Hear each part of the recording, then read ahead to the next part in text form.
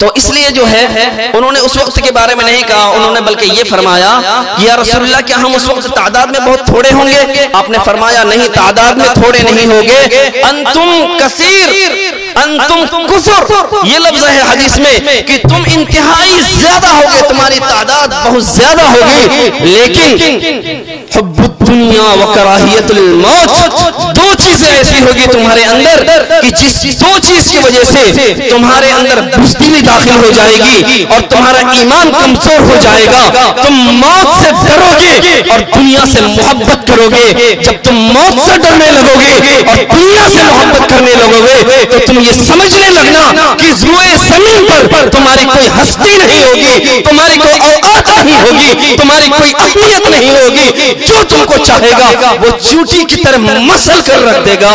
کیا وہ زمانہ آ نہیں گیا ہے؟ کیا وہ دور ابھی آ نہیں گیا ہے؟ ساری دنیا کے اندر آپ نظر اٹھا کر دیکھیں مسلمانوں کے ساتھ کیا کیا ظلم نہیں ہو رہی۔ ظلم کی داستانیں تو اتنی ہیں میں بتا نہیں سکتا، آپ کو بیان نہیں کر سکتا، ایک لمبی داستان ہے، لمبی داستان ہے۔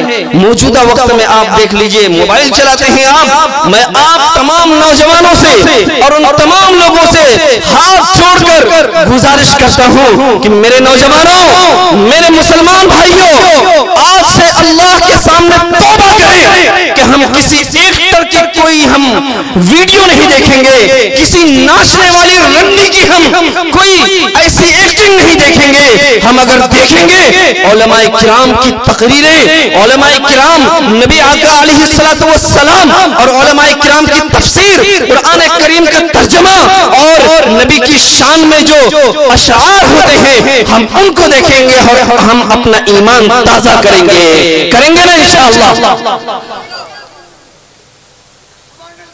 کچھ لوگوں کی آواز آئی، باقی لوگوں کا ارادہ نہیں ہے شاید کچھ تبدیلی لانے کا۔ بھائی کچھ زندگی کے اندر کچھ تبدیلی لانے کا ارادہ نہیں ہے کیا؟ بولیے سب کوئی انشاءاللہ۔ آج اس مجلس کے اندر جس طرح سے آپ حضرات بیٹھے ہوئے ہیں، ہماری مائیں بہنیں بھی بیٹھی ہوئی ہیں، ان کی بھی بڑی قربانیاں ہیں۔ آج اس دور کے اندر ہماری اپنے گھر کے اندر دینداری کو پیدا کرنا سب سے زیادہ ضروری ہے۔ ہم یہ دیکھتے ہیں روزانہ کے معاملات میں، ہم یہ دیکھتے ہیں کہ اگر ہمارا نوجوان جب اپنی تعلیم مکمل کرتا ہے اور ایک روزگار کی تلاش میں آتا ہے تو نوجوان کے پیش نظر اور اس کے سامنے صرف ایک چیز ہوتی ہے کہ مجھے پیسہ کمانا ہے، پیسہ ہو چاہے جیسا ہو، پیسہ ہو چاہے جیسا ہو۔ کہ بولتے ہیں نہ عیسیٰ پیر نہ موسیٰ پیر سب سے بڑا ہے، سب سے بڑا ہے۔ ارے بولیے نا، ارے بچوں کو معلوم ہوتا ہے سب سے بڑا ہے کون؟ پیسہ پیر۔ میرے بھائی اللہ کے نبی نے اس امت کو کھڑا کیا، اللہ کے نبی نے اس امت کو اٹھایا، ایمان کی بنیاد پر اٹھایا، اسلام کی بنیاد پر اٹھایا، اللہ کی رضامندی کے لیے اس امت کو اٹھایا، اور اللہ تبارک و تعالی نے جس قانون کو اس دنیا میں نافذ کرنے کا ارادہ فرمایا اس قانون پر اللہ نے اس امت کو کھڑا کیا۔ اس امت کی ساری قربانیاں میرے اور آپ کے آقا مدنی کی زندگی کو اٹھا کر کے دیکھیں۔ 10 سال کی مکہ کی زندگی ہے، اس مکہ کی زندگی میں آپ علیہ السلام نے کتنی تکلیفیں اٹھائی ہے، اور صرف مکہ ہی میں نہیں، مکہ کے اندر دیکھیں، طائف کے اندر دیکھیں، غزوہ بدر کے اندر آ کر دیکھیں، غزوہ احد میں آ کر کے دیکھیں، اور شعب ابی طالب جس کے اندر آپ علیہ السلام کو 3 سال قید رکھا گیا، اس کی تاریخ اٹھا کر پڑھیں، اور مدینہ منورہ کی تاریخ اٹھا کر پڑھیں، ہجرت کے ایام کو اٹھا کر کے پڑھیں، ہجرت کی رات کا مطالعہ کریں، اور آپ علیہ السلام کی ساری زندگی ایک ایک لمحہ کو اٹھا کر کے دیکھیں، آپ کو پتا چلے گا وہ آقا، وہ حبیب، وہ تاجدار فتح احمد مصطفیٰ محمد مصطفیٰ سرور کائنات صلی اللہ علیہ وسلم ہے۔ اس ذات نے اس امت کے لیے، اس ذات نے اس قوم کے لیے، آپ کے لیے اور میرے لیے، آپ نوجوانوں والوں کے لیے اور مجھ جیسے ایک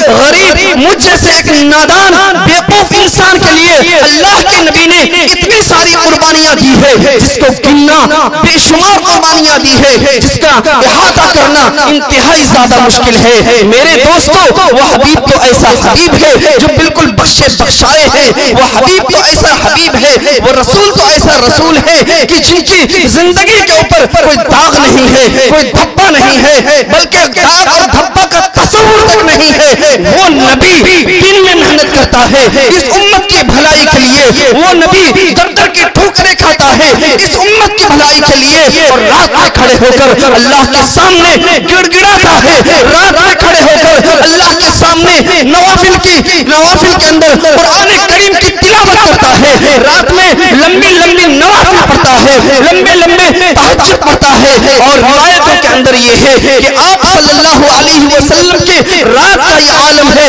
اتنا کھڑے ہو کر کے تلاوت کیا کرتے تھے کہ آپ کا دونوں پاؤں مبارک پھول کر کے موٹا موٹا ہو جاتا تھا، اور آپ علیہ السلام کو جب ماں عائشہ کہتی ہے یا رسول اللہ آپ تو بالکل بخشے بخشائے ہیں، یا رسول اللہ اللہ نے تو آپ کو مقام محمود عطا کر دیا ہے، پھر آپ اپنے آپ کو اتنے مشقت میں کیوں ڈالتے ہیں؟ رسول فرماتے ہیں اے عائشہ اللہ نے جب مجھے یہ درجہ یہ مقام عطا کیا ہے تو کیا میں اپنے رب کا شکر ادا نہ کروں؟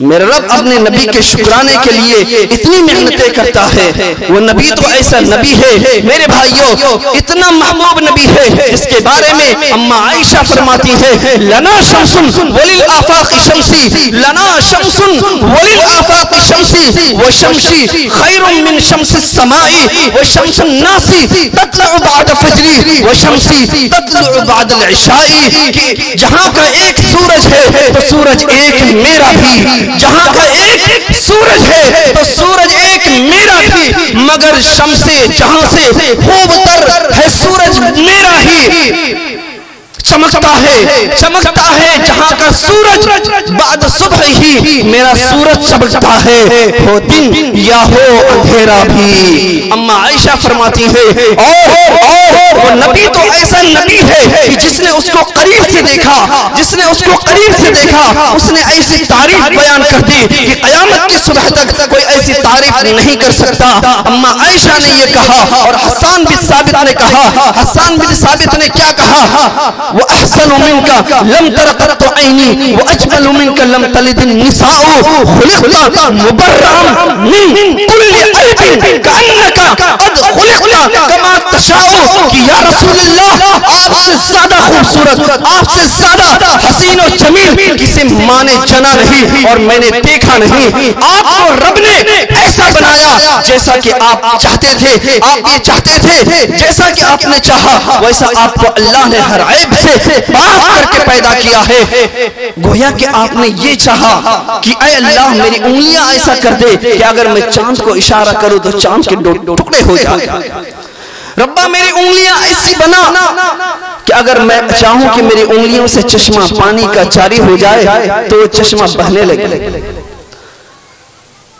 حسان یہ کہنا چاہتے ہیں کہ رب نے آپ کو ایسا بنایا کہ آپ نے جیسا چاہا کہ میں اگر قدم اٹھاؤں تو سنت بنے، قدم رکھوں تو جنت بنے، میں نظر اٹھاؤں تو آسمان کو بلندی ملے، نظر جھکاؤں تو سنت بنے۔ رب نے ایسا بنا کر کے آپ کو اس دنیا میں بھیجا۔ وہ نبی ہمارے لیے اتنی تکلیفیں اٹھاتا ہے، اور آج امت کا ایک ایک فرد اپنی نبی کی سنتوں کا ایسے جنازہ نکلتا ہے، ایسے جنازہ نکالتا ہے جیسے کہ اس کو اپنے نبی سے کوئی تعلق نہیں۔ میرے بھائیوں، میرے دوستوں، مر جانا ہے، مر کے ختم ہو جانا ہے، کوئی اس دنیا میں رہنے کے لیے نہیں آیا ہے، اس دنیا کے اندر کسی کو بقا نہیں ہے، اور بلکہ آج تو صورتحال یہ ہے کہ یہ وہ دور ہے، نبی نے ایک روایت میں یہ فرمایا ہے کہ ایک وقت آئے گا نوجوانوں کی موتیں دھڑا دھڑ ہوا کریں گی۔ آج ہم یہ دیکھتے ہیں کہ ہمارے بوڑھے رہ جاتے ہیں اور نوجوان اس دنیا سے چلے جاتے ہیں۔ نوجوان اس غفلت میں ہیں کہ جب ہم بوڑھے ہو جائیں گے تو ہم مسجد میں جانا شروع کریں گے۔ آج ہماری مسجدوں کے اندر صفوں میں اگر کھڑے ہوتے ہیں تو وہ بوڑھے کھڑے ہوتے ہیں۔ مجھے تعجب ہے کہ اس امت کے نوجوانوں کو کیا ہو گیا ہے کہ نمازوں کے لیے مسجدوں میں نہیں آتے؟ مسجدیں تو آپ بنا رہے ہیں خوشی سے، مسجد تو بنا دی پل بھر میں، ایمان کی حرارت والوں نے، دل اپنا پرانا پاپی تھا، برسوں میں مسلمان ہو نہ سکا۔ علامہ اقبال نے اس کو کہا ہے، آج ہم صورتحال یہ دیکھتے ہیں کہ جمعے کی نماز کے اندر ہماری مسجدیں نیچے بھی پھل ہوتی ہیں، اوپر بھی پھل ہوتی ہیں، یہاں تک کہ صفیں باہر لگانی پڑتی ہے، لیکن اسی جمعے کے دن فجر کی نماز میں کتنے لوگ مسجد میں ہوتے ہیں؟ کیا ہو گیا ہے اس امت کی نوجوانوں کو؟ میرے بھائیوں، آج ایک بات، ایک پیغام دل میں اپنے دماغ میں لے کر کے جائیے، ایک وقت ایسا آنے والا ہے، اللہ کے سامنے ہم کو حاضر ہونا ہے، اور جب اللہ کے سامنے حاضر ہونا ہے، میدان حشر میں آپ کو معلوم ہے کہ ساری چیزوں کا حساب و کتاب لیا جائے گا، ساری چیزیں پوچھی جائیں گی۔ ایک وقت ایسا آئے گا کہ اس وقت کے جو لوگ ہیں، اس جنریشن کے جو لوگ ہیں، ہم آپ نوجوان اور ہماری آنے والی نسلیں، جب ہم لوگ اللہ کے حضور میدان محشر میں حاضر ہوں گے تو ہم سے پہلے جو ہمارے باپ دادا اس دنیا سے گزر چکے ہیں، وہ ہم کو دیکھ کر کے تعجب کریں گے کہ ہمارے بعد یہ لوگ کس چیز میں، کس فتنے میں مبتلا ہو گئے تھے کہ ان کو حساب دینے میں اتنی پریشانی ہو رہی ہے۔ وہ حساب کیا دینے میں ہمیں پریشانی ہوگی کہ یہ موبائل کا حساب دینا ہمارے لیے سب سے بڑا مہنگا پڑے گا۔ سوچنے کی بات یہ ہے کہ ہم جب رات کی تنہائی میں ہوتے ہیں، اپنے موبائلوں میں نہ جانے کیا کیا دیکھتے ہیں، اس لیے کہ ہمیں کوئی نہیں دیکھ رہا ہے، لیکن اگر خدا نہ خواستہ نوجوانوں کان کھول کر سنو، اگر خدا نہ خواستہ اگر ہمارے دروازے کے اندر کوئی آواز آتی ہے، ہمیں ایسا محسوس ہوتا ہے کہ کوئی دروازہ کھول کر کے اندر روم میں داخل ہو رہا ہے، ہم اس وقت اپنے موبائل کو کیا جس طرح سے پہلے دیکھ رہے ہوتے ہیں ویسے ہی دیکھتے رہتے ہیں، یا فوراً بٹن دبا کر کے ان چیزوں کو ہٹا دیتے ہیں؟ جواب ہے آپ کے پاس؟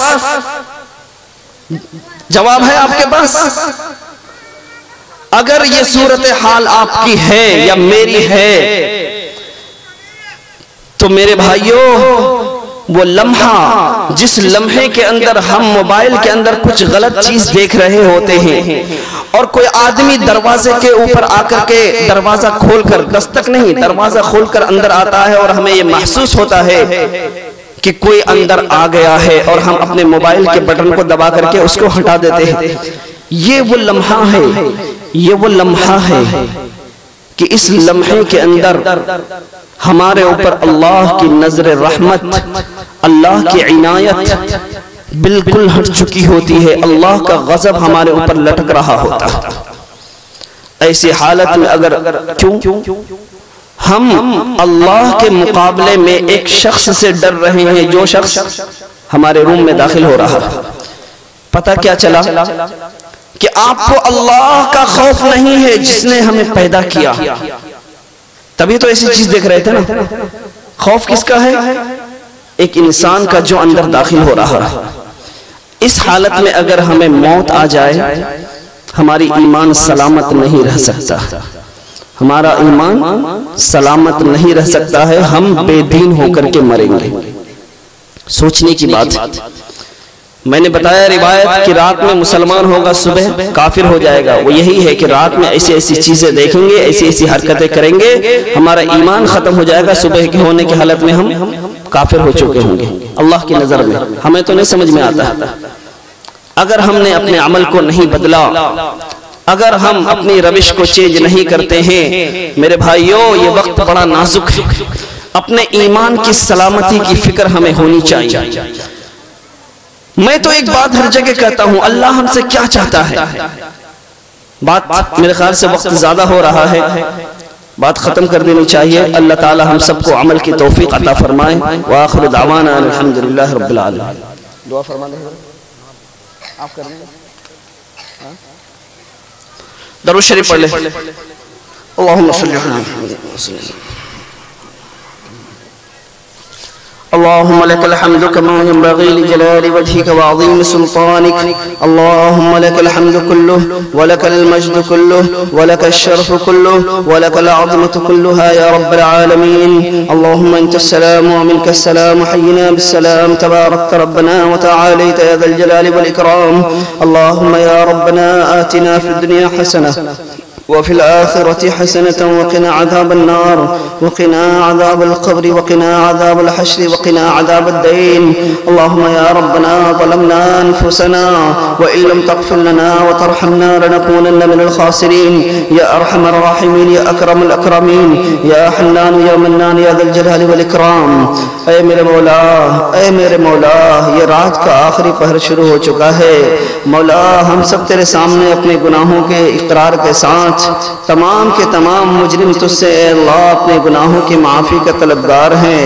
اے میرے اللہ ہم سب کو معاف فرما، ہم سب کے گناہوں کو معاف فرما، ہم سب کے خطاؤں کو معاف فرما. ہمارے ان گناہوں کو بھی معاف فرما جو ہم نے جان بوجھ کر کیے، جو ہم نے انجان میں کیے، جو ہم نے علانیہ طور پر کیا ہے، اور اے اللہ جو ہم نے چھپ کر کیا ہے ان تمام گناہوں کو معاف فرما. اے اللہ ہمارے حال پر رحم فرما، کرم فرما. مولا امت مسلمہ تمام عالم کے اندر پریشان ہے. اے اللہ یقیناً ہم اپنے بدعمالیوں کی وجہ سے پریشان ہے. مولا کریم ہمارے بدعمالیوں کو ختم فرما، نیک عمل کرنے کی توفیق عطا فرما، اپنی رضا والی زندگی نصیب فرما، اپنے ناراضگی والے عمل سے ہم سب کی حفاظت فرما. اللہم وفقنا لما تحب وترضى عدد ما تحب وترضى یا ارحم الراحمین یا اکرم الاکرمین یا حنان یا منان یا حنان یا منان. اے مولا کریم، اے مولا کریم فلسطین کے ہمارے مسلمان بھائیوں کی بہنوں کی حفاظت فرما. مولا تو ان کے حالات سے بہتر واقف ہے. اے اللہ تو سب چیز کو دیکھ رہا ہے، تیری نظر کے سامنے ساری چیزیں ہیں. مولا کتنے پریشان ہیں، اب تو وہاں پر چھوٹے چھوٹے بچے بھوک کی وجہ سے مرتے جا رہے ہیں. اے اللہ تڑپ تڑپ کر بلک بلک کر مر رہے ہیں. مولا کریم تو باقی ہے. اے اللہ تو باقی ہے، تیرے نام لیوا ہے، ان پر رحم فرما، ان کے حال پر رحم فرما. اے اللہ ہمارے ملک کے اندر امن و امان کو بحال فرما. اے اللہ ملک کے مسلمانوں کی حفاظت فرما. اے اللہ ہمارے ملک کے اندر بھی بہت جگہوں میں اسلام اور مسلمانوں کے خلاف، ہمارے اداروں کے خلاف، مساجد کے خلاف مہم چل رہی ہے، کوششیں چل رہی ہے. مولا اے اللہ ظالم کے ناپاک ارادوں کو تو توڑ دے.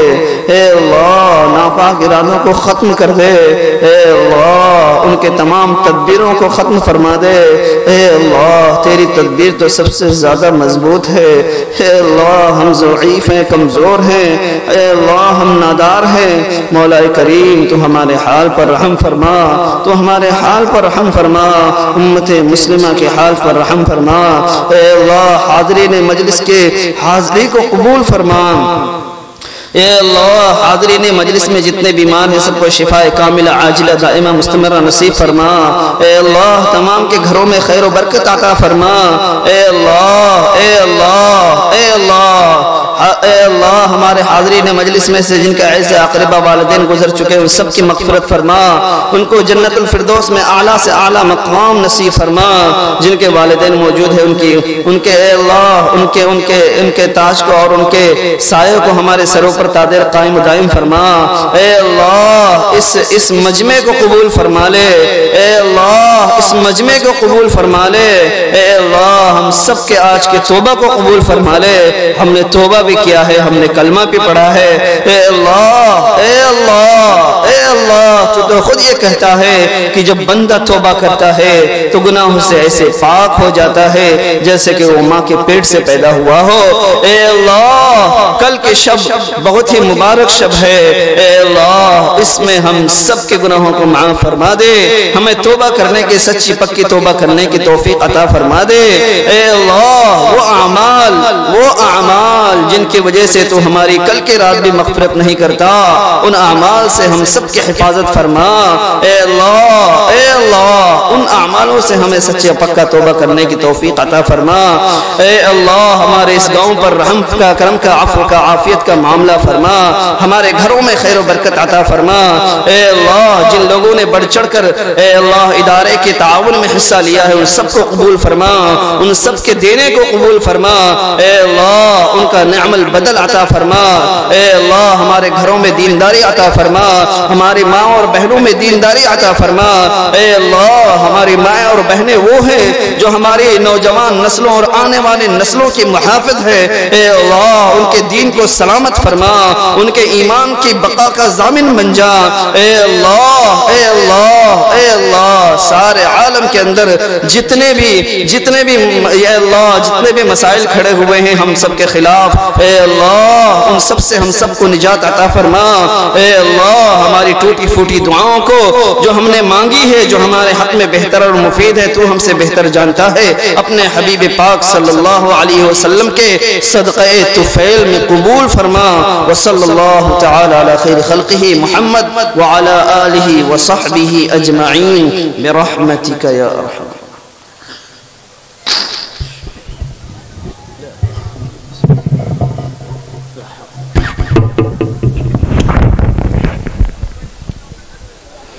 جزاکم اللہ خیرا۔